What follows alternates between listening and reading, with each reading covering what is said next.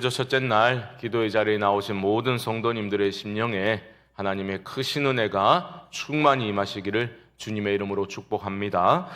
우리가 새벽 시간마다 예레미야서를 살펴보고 있는데요.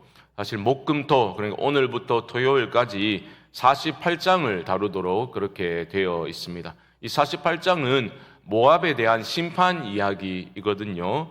그래서 새벽기도 11조이기도 하니 제가 오늘 48장 전체의 말씀, 모압의 심판에 대한 말씀을 오늘 제가 전하고요. 그 다음에 내일과 모레는 이제 우리가 성경 다독대회도 하고 있고 하니까 우리 말씀 읽기에 또한 말씀 묵상의 즐거움과 유익에 대해서 간략히 말씀을 전하는 것으로 그렇게 진행을 하려고 합니다. 모압이라는 나라는요, 아브라함의 조카인 롯의 아들 모압을 시조로 하는 그런 나라입니다. 모압은 오랫동안 이스라엘과 적대 관계를 유지했던 나라였는데요. 48장에서는 바로 이 모압이라는 나라에 대한 하나님의 심판 예언이 계속해서 나오고 있습니다. 1절부터 모압의 여러 도시들을 이름을 언급하면서 속절없이 파괴될 것이다 예언하고 있는데요. 1절 말씀 보시면 모압에 관한 것이라 만군의 여호와 이스라엘 하나님께서 이와 같이 말씀하시되 오라 느보여 그가 유린당하였도다. 기랴다임이 수치를 당하여 점령되었고 미스갑이 수치를 당하여 파괴되었으니. 다양한 모압이라는 나라의 도시 이름들을 언급하면서 망하게 될 것이다. 도시들이 무너지고 또 이어지는 내용을 보면 곳곳에서 울부짖는 소리가 들릴 것이고 또한 골짜기든 평원이든 모두 황폐하게 되고 말 거다라고 예언하고 있습니다. 여러분, 모압이라는 나라가 왜 이렇게 멸망을 당해야만 했습니까?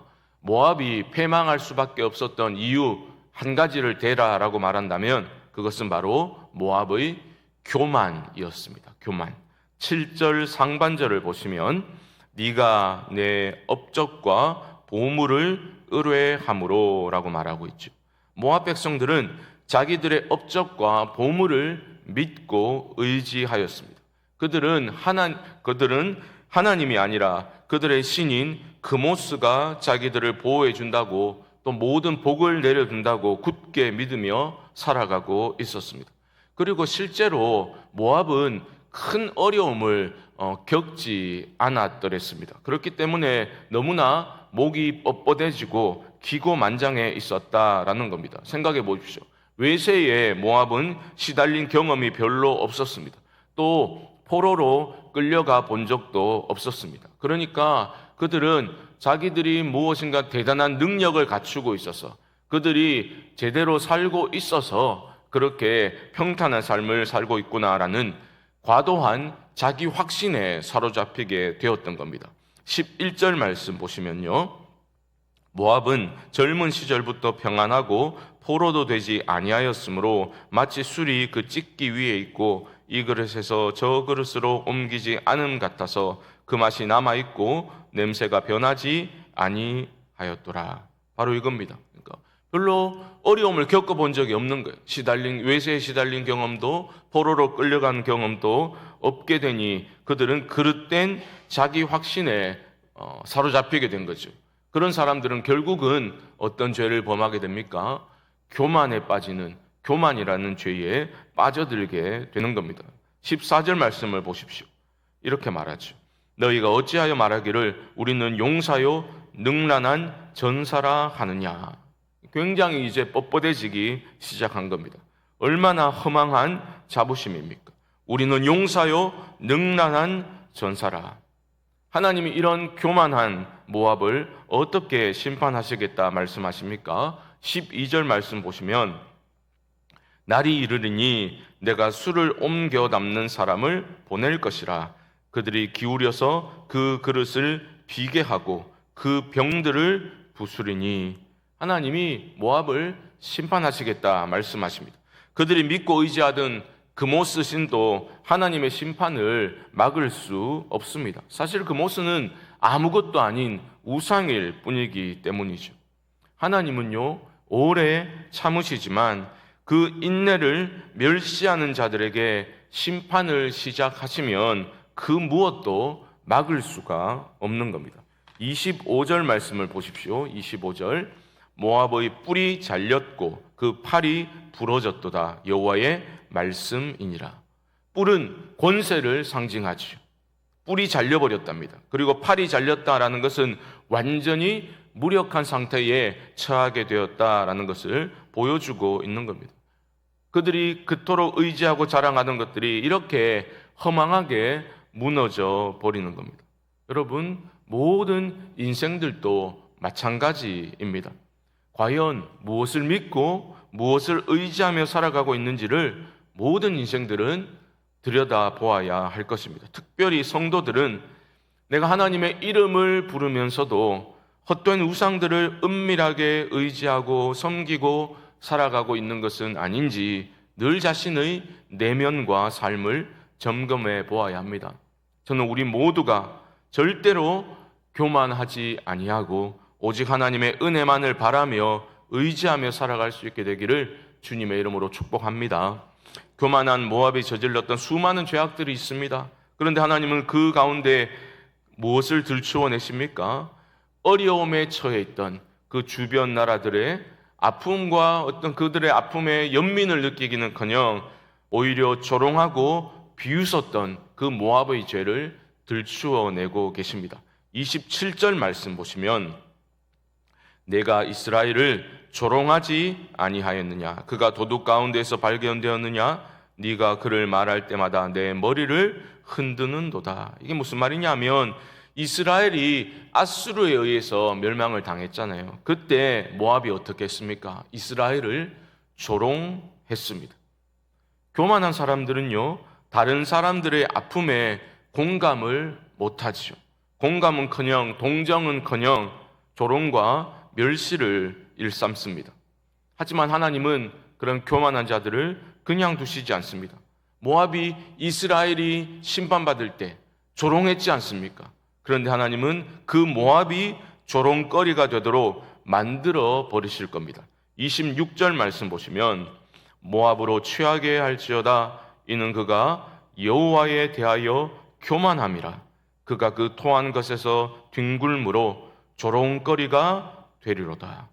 이스라엘을 조롱했던 모압이 결국 조롱거리가 될 것이다. 하나님이 말씀하십니다.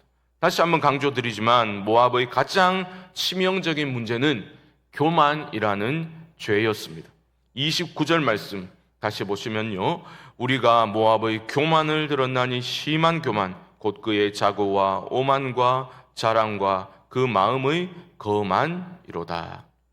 하나님은 교만한 자를 물리치시고 겸손한 자에게 하나님은 은혜를 부어주십니다. 모압은 교만했기 때문에 하나님도 무시하였습니다. 하나님의 백성들의 아픔을 그들은 조롱하였습니다. 이스라엘을 조롱한 것은 무엇입니까?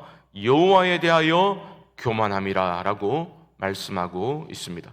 그 교만의 죄로 인해 모압은 결국 심판을 받게 될 것입니다. 자업자득입니다. 하지만 모압을 심판하시는 하나님은 그들을 완전히 멸절시키지는 않으시고 희망의 싹을 남겨두셨다가 마지막 날에 그 포로들을 돌려보내실 것이다 라고 또한 말씀하십니다. 그게 마지막 47절인데요 47절 보시면 그러나 내가 마지막 날에 모압의 포로를 돌려보내리라 여호와의 말씀이니라 모압의 심판이 여기까지니라. 이렇게 말씀이 마무리되고 있습니다. 오늘 말씀을 통해서 우리는 한 가지를 기억해야 한다면 이 교만이라는 죄가 얼마나 무서운 것인지를 여러분 생각하시고 또한 기억하실 수 있기를 바랍니다. 교만하다라는 것은 왜 무서운가?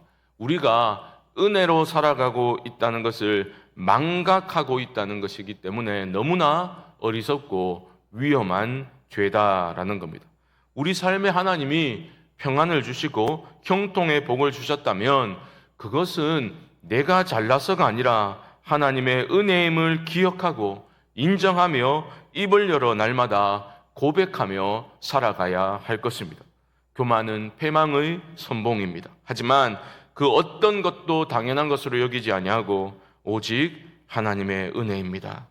오직 하나님의 은혜입니다. 진심을 담아 이 고백을 날마다 이어가는 인생을 하나님은 붙드시고 더 큰 감사의 제목들을 허락하실 줄 믿습니다. 또한 은혜로 살아감을 인정하는 사람들은 다른 사람들의 아픔을 멸시하지 않습니다. 함부로 판단하고 조롱하지 않습니다. 자신을 낮추어 곁에 있어주고 그 아픔을 공감하여 주고 손 내밀어 일으켜 세워주는 일에 마음을 기울이게 되는 겁니다. 이것이 바로 은혜로 살아가는 사람들이 보여주는 특징입니다. 우리 모두가 날마다 자신을 하나님의 은혜 앞에 세울 수 있기를 바랍니다. 그 은혜에 대한 감사의 마음이 우리 안에 충만하여지고 더욱 겸손한 모습으로 하나님을 기쁘시게 하는 그런 복된 삶을 8월 한 달도 살아가실 수 있게 되기를 주님의 이름으로 간절히 축원드립니다.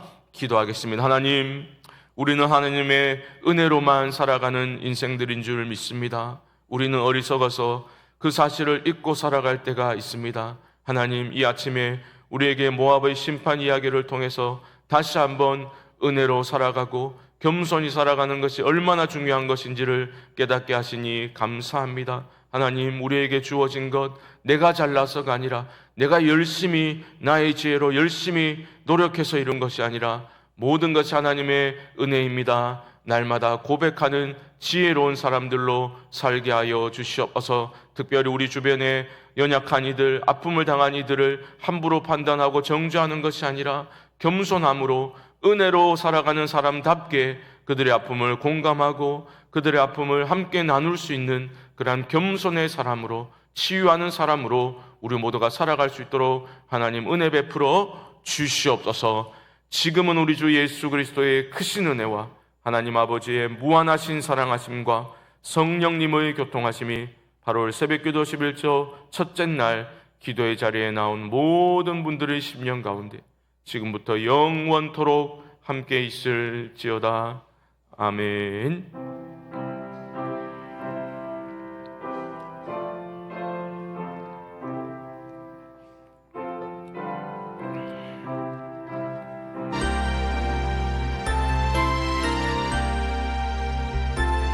합심을 한번 기도하겠습니다. 하나님, 날마다 하나님의 은혜만을 믿고 의지하는 삶, 감사로 충만하고 겸손한 삶을 살게 하여 주시옵시고 그리스도로 충만하여 교만의 죄를 물리치고 참된 겸손의 사람으로 살아가게 하여 주시옵소서. 목요일은 교회와 가정을 위해서 기도합니다. 하나님, 우리 송광교회 위에 은혜를 부어주셔서 하나님께 기쁨되는 그러한 믿음의 공동체요, 사랑의 공동체요, 섬김의 공동체로 세워져 가게 하여 주시옵소서. 우리 각 가정에 주님의 은총으로 충만케 하여 주시옵시고 어려움을 당하는 가정 위에 하나님 긍휼과 은혜를 베풀어 주시옵소서. 이외에도 개인적인 기도의 제목들을 가지고 주님의 이름을 한번 부르고 기도하겠습니다. 주여, 하나님 아버지 감사합니다. 새벽기도 11조 아버지 하나님 귀한 시간 나와 아버지의 말씀을 듣고 기도합니다. 하나님, 특별히 모압의 심판 이야기를 통하여서 교만의 죄가 얼마나 무서운지를 보게 됩니다. 하나님 아버지, 우리가 살아감이 모든 것이 하나님의 은혜임을 잊지 않게 하여 주시옵소서. 우리가 살아 숨쉬고 일하고 가족들과 또한 직장에서 또한 모든 관계 안에서 그렇게 살아갈 수 있음이 하나님의 은혜임을 날마다 기억하고 나의 입을 열어 고백하고 선포하는 그러한 믿음의 삶을 살게 하여 주시옵소서. 범사에 감사할 줄 알게 하시고 하나님 어떤 것도 당연한 것으로 여기지 아니하도록 하나님 은혜에 민감하게 반응하는 8월 한 달이 되게 하여 주시옵소서. 작은 것에 감사하는 이들에게 더 큰 감사의 제목을 허락하시는 하나님, 모든 일에 감사로 나아가게 하시고 원망과 불평과 두려움과 근심이 아니라 하나님 주시는 참된 평안으로 충만케 하여 주시옵소서. 하나님, 특별히 아버지 고통당하는 지체들의 아픔을 공감할 줄 아는 겸손과 은혜의 사람들이 되게 하여 주시고 우리 교회가 정말 하나님이 기뻐하시는 그러한 마음으로 그러한 행동으로 가득 찰 수 있도록 하나님 아버지 우리를 변화시켜 주시옵소서. 각 가정에 하나님 아버지 여러 가지 문제들이 있습니다. 기도의 제목들이 있습니다. 하나님 아버지 들어주시고 응답하여 주시옵소서. 하나님 우리 성관교회를 붙들어 주시기를 원합니다. 하나님 거룩한 빛을 발할 수 있는 그런 교회로, 영혼을 구원하는 교회로, 세상의 대안적인 공동체로, 하나님 나라를 살아내는 복음 선보적인 공동체로 우리 교회가 세워져 나갈 수 있도록 도와주시고, 이를 위해서 함께 기도하고 하나님 아버지 큰 삶을 꿈꾸고 하나님이 기뻐하시는 비전을 품고 살아가는 우리 모두가 되게 하여 주시옵소서.